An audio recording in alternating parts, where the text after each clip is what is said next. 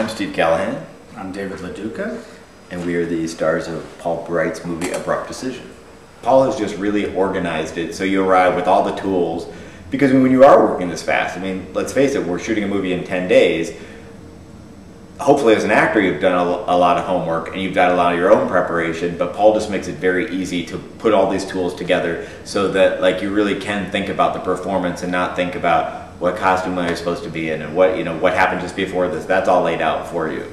Even though Paul knows exactly when he's going to go to the next shot and what that's going to be, within that there's kind of a light attitude about getting there, and so that makes it easy. It never feels like you have to have the set like locked down or anything. And he also doesn't say things like action. He has a very loose way of getting into the scene. Whenever you're ready. Yeah, whenever you're ready is usually what happens.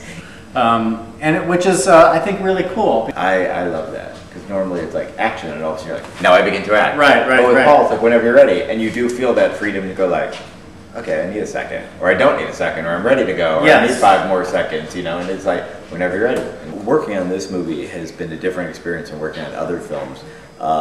It's been faster, more efficient. I've been surprised that, like for example, when we do a scene,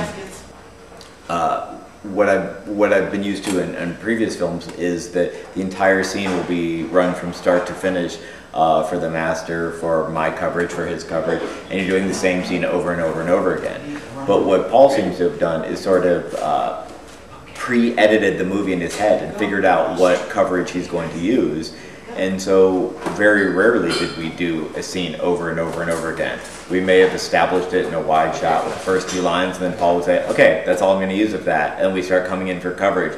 And the first day or two, I thought, well, this is kind of strange because we're not, running through the scene, and that's kind of what I, as an actor, was used to. But then I really grew to really enjoy it, because it's a really efficient way of getting more pages done. There's never a problem with Paul. He never gets upset. He just figures out a way. So there's always kind of solutions along the way, challenges and solutions. There are obstacles, but nothing is not solvable in Paul's world. Our movie had, a dozen dogs in it.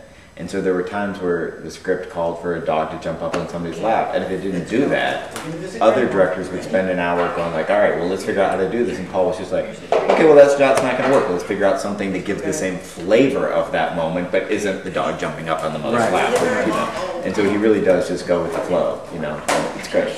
One thing that I love that I'd never seen before was that Paul sent me a reading script and a shooting script, and the shooting script was all the scene numbers of the movie, but just that scene.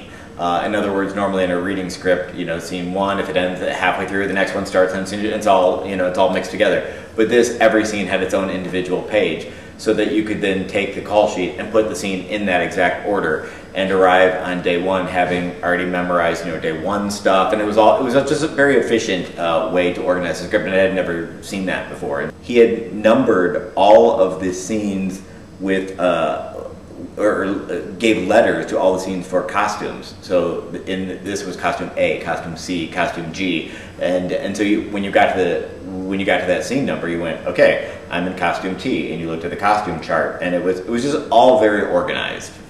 He writes his stories, keeping in mind what resources he has in his world, in his city, among his circle of friends.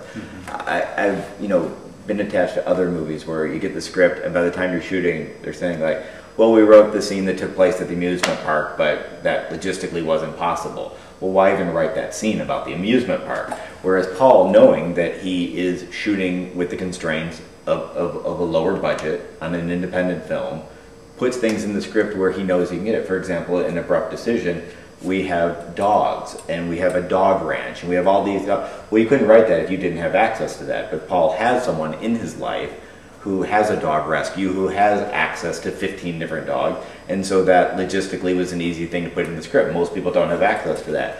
He'll always have an anecdote or a story that we can relate to, so that we can then use his words to tell the story. And that's been very helpful for me. never getting a line reading is such a great thing. That's a, you know, any good director will never give an actor a line reading, or they'll probably get their head chewed off. They will by me. Because I don't need, you know, that's my job is to say the line. The job of the director is to give me the information so I can say the line, not tell me how to say the line. He guides you in a way that makes you do it another way. Absolutely. Without letting you think the way you just did it sucked. He never once did that. Ever told you that something was wrong. Yeah, right. It was it's always, never wrong. It it's was just always like some options. Yeah. Yes. Yes. Yeah. That was very good. That was very useful. Yeah. Here, give me something else. We have an option. Yeah. And maybe in his mind he was like, "Well, I would never use that." But right. But he didn't need to let us know. As an actor, you feel like, "Oh, okay, I just gave him 2 viable options." Which, when he gets into the editing room, maybe he's not going to use that second one. The first one sucked. But he definitely isn't one of those directors who's like, "Well, I can't use that. Let's try something different." So you're always at a place of confidence with. Yes, and that to that point, he also, you know, one of the things that'll just kill anything is ego. And Paul has no ego or preciousness about his project.